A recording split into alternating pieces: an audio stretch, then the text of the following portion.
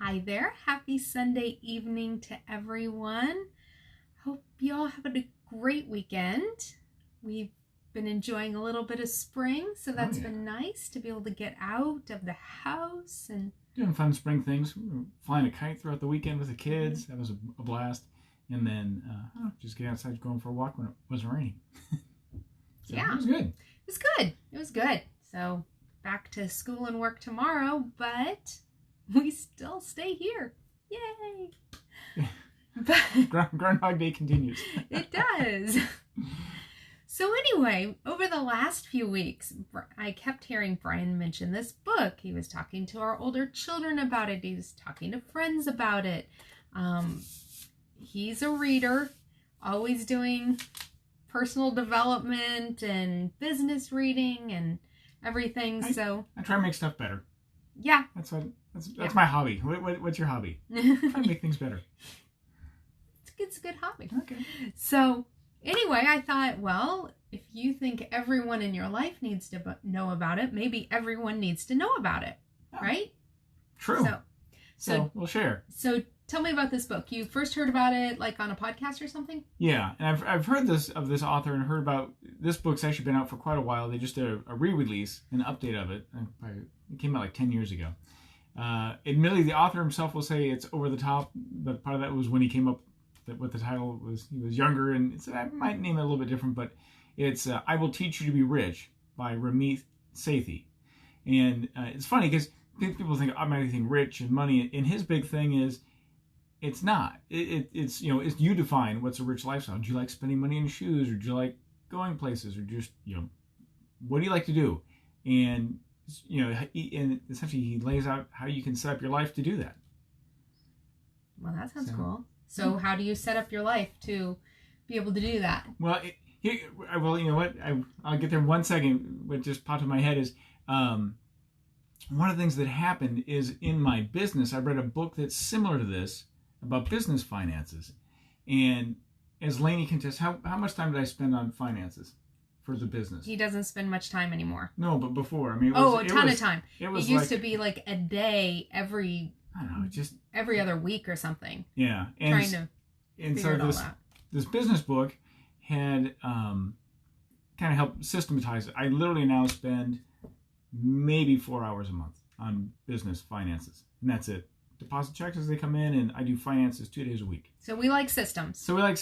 And then that's what caught me on. So I heard a podcast again with Ramit. I'm thinking, and this is essentially very similar things on the business side, but for personal finances. And what cued me in is some of the savings goals as far as weddings or how you do different things. Not that we have a wedding. No. But you know what? It's going to be in our future, isn't it? 10 kids. We're going to have weddings. Exactly. So you got to plan for it. And so that was one of the things that really kind of clued me into, doing it. And his big thing is to focus on the big wins. He drives him nuts. So what's a big win? Well, like buying a car the right way, buying a house the right way, getting out of debt, things like that make a big difference. You buy a house and you don't necessarily do it the right way. You end up with a high interest rate or bad terms or things like that. You can spend tens of thousands of dollars more. And he jokes in the book. We've done that. Yes. Yeah, see, I guess that's why it resonated. I'm like, I've done that wrong.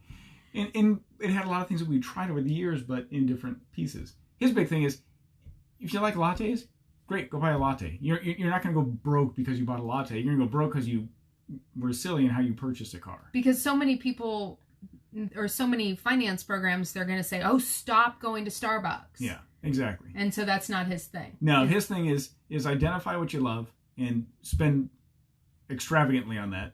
And everything else that you don't, cut mercilessly. And so, define what you want to do. And then he's real big about systems. So setting up systems so you're automatically saving, automatically investing, and so forth, and putting money towards your goals. And so you can get there. And so he has a whole 6-week, week by week, what to do to get there. So we're doing that. We're also trying to take some of the kids through that. So 2 of our older children, we are working on having them go through that process and get stuff set up. Because, imagine if you think back to when you were 20 if you had someone saying, you need to set up your finances just like this and by the time you're 40 or 50, it will be so much easier. I mean, I wish we'd had that. Yeah, exactly. Because I knew certain elements like compounding. So, I had investment accounts when I was young, but no money to really do anything with it. And so that was the part that was kind of missing. And so to be able to, I like the way he addresses those things in the book and gives you a simple roadmap. The other part is, he's like, you don't have to be perfect about it. I had to chuckle because it's so true to human nature. There's a woman that had wrote him and says, I dream of running 5 days a week. She loves to exercise. I dream of running. But I just can't. My schedule's too busy. And he says, okay, fine, run 1 day a week. He's like, oh, well, what would that do? So she doesn't. So it's more comforting to her to dream of running 5 days a week than actually running 1 day a week. Run 1 day a week. But we do that all the time. We've done that with our finances. Like, rather than put a little bit of money away, now really it's not worth it. It's not worth it. Exactly. And so this is really a game of incremental things that you don't see that grow to be something big. So what about the scenario of, I don't have anything extra? I don't see extra. Where do you find that extra that you can put away? Yeah, he addresses that as well. Part of that, he walks you through what to cut. Identify what you like, and set aside money to do that. Identify what you don't or what you have to, and how to get good deals on things. And then, but the problem with cutting is at some point you can't cut anymore. Rent is still rent, and you still have to buy food. And so he shows you how to, just different things you can do to make money as well. There's a lot of opportunity out there that we often just don't even see or follow. And so he gives you insights into that on how you can increase your income. That's interesting. And what's really fun, and why I like this for our younger kids, and boy, I wish I had this resource when I was younger, is he gives you step-by-step scripts. Like, you call your credit card company to lower your interest rate. Here's what you say. Ooh. Exactly. Ooh, yes, because who really wants to make that call? That's scary. Yeah, so he gives you especially our kids. They don't believe in talking on the phone. Yeah. How to prepare for a raise, and the things you need to do, and how to have that conversation. So there's a lot of just how to buy a car. All these things, he actually gives you the scripts on what to do. Wow. He gives you a really good roadmap. Yeah, so that's why I was excited about it. Because it's like, wow, he explains a lot better than I ever could. Wow. Okay. So what's the name of the book again? It's I Will Teach You to Be Rich by Ramit Sethi. Okay. We'll type that in too. Yeah. And he has a lot of jokes. As you can tell by his name, he's Indian, and talks about, being raised here in America by Indian parents and just the fun things. He pokes a lot of fun, like buying a car. It's like, you'll never see an Indian not driving a sedan. It's too practical when it comes to cars.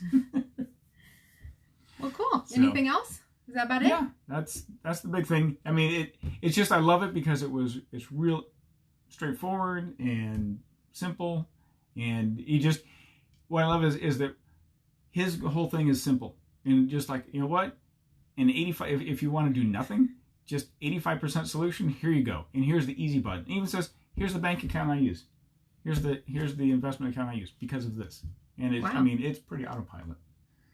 That's nice. Don't we all need something that's absolutely autopilot? Yeah, because it's... Especially when it comes to finances. Exactly. It's one of those things you're like, oh, we know we should. Right.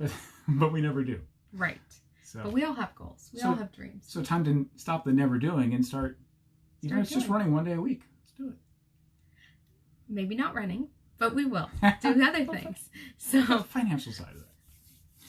So anyway, well, fantastic. Thanks for watching, guys. I hope you learned something. I did, and I'm glad we have this book. Maybe you guys don't want to have this book too. Yeah, check it out. It's available everywhere, Amazon and bookstores and everywhere else. Yeah, so we'll put the title in the description so that way you can find it. So I hope you all have a fantastic week. I've been working on the recipes I'm going to be doing this week, so I'm pretty excited. And we will be talking to you again soon. All right, you have a great week. Bye-bye. Bye.